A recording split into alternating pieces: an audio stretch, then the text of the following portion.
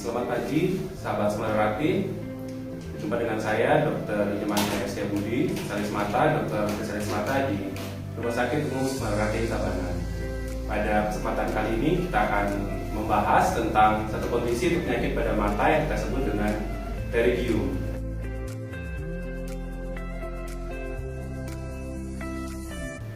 Pterygium yang bahasa awamnya kita sebut dengan tubuh daging pada permukaan mata itu merupakan suatu kondisi di mana kita bisa melihat adanya pertumbuhan pada selaput bening mata atau selaput putih pada mata yang tumbuh ke arah pita mata atau disebut dengan kornea. Pertumbuhan daging itu berbentuk seperti sayap atau segitiga dan dapat menutup jalur penglihatan atau visual axis.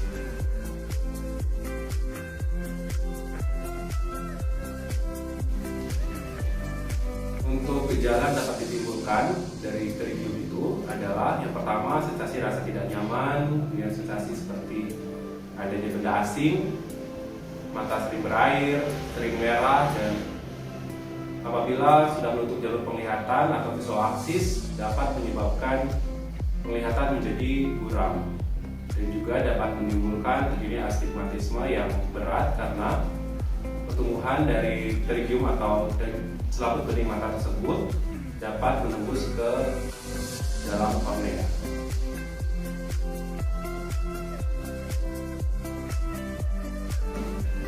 Untuk stadiumnya sendiri dari pterygium itu terdapat 4 stadium. Stadium 1 sampai stadium 4, di mana stadium 1 belum mencapai dari kornea, sedangkan stadium 4 sudah mencapai kornea dan sudah menutupi dari sentral jalur penglihatan atau visual axis.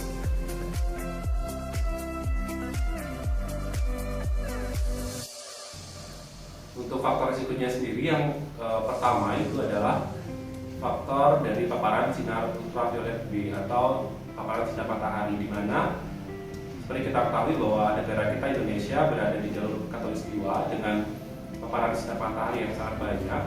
Itu menjadi salah satu faktor risiko dari tumbuhnya pterygium. Dan juga biasanya paling banyak pada masyarakat yang tinggal di perairan atau pantai, tepi pantai, kemudian masyarakat bekerja di ladang atau di sawah, dan yang jarang menggunakan protektor atau pelindung dari mata seperti jarang menggunakan topi, jarang menggunakan kacamata pelindung seperti sunglass seperti itu. Dan itu ada juga faktor risiko lain yaitu infeksi kronis dari mata, kemudian sering terkena angin dan debu, itu merupakan salah satu faktor risiko dari tumbuhnya pterygium. Selain juga terdapat faktor genetik dari tumbuhnya pterygium tersebut.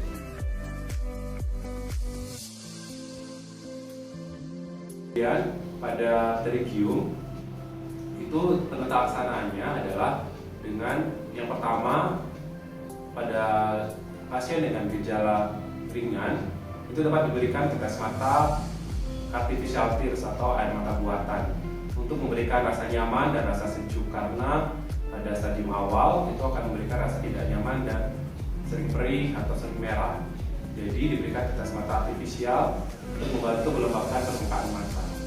Selain itu dapat juga diberikan tetes mata yang mengandung steroid atau untuk menekan radangnya, sehingga pada saat mata merah dengan pterygium radangnya dapat ditekan atau diatasi.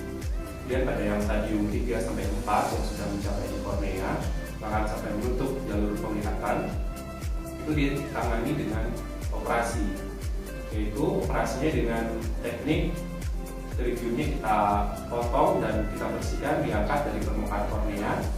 Kemudian pada bagian selaput bening mata itu dipotong dan dibersihkan dan ditutup dengan graft yang diambil dari selaput bening pada permukaan mata di bagian atas.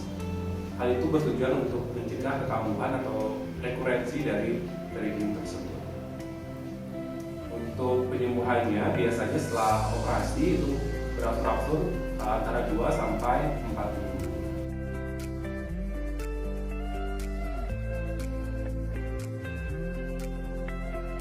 Dan bagaimana pencegahan dari pterygium tersebut? Untuk pterygium biasanya dapat dicegah dengan mengurangi faktor risiko dari paparan sinar matahari tersebut.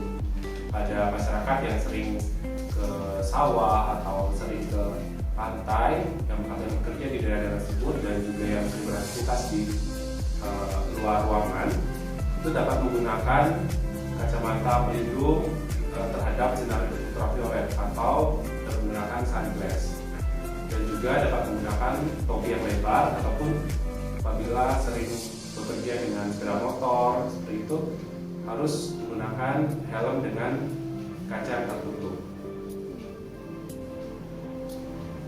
Apabila sahabat Smartati ada yang menderita gejala-gejala terigium tersebut, dapat memeriksakan diri ke dokter spesialis mata untuk mendapatkan penanganan yang tepat sesuai dengan kondisi yang dialami. Demikian dapat saya sampaikan. Selamat pagi dan terima kasih.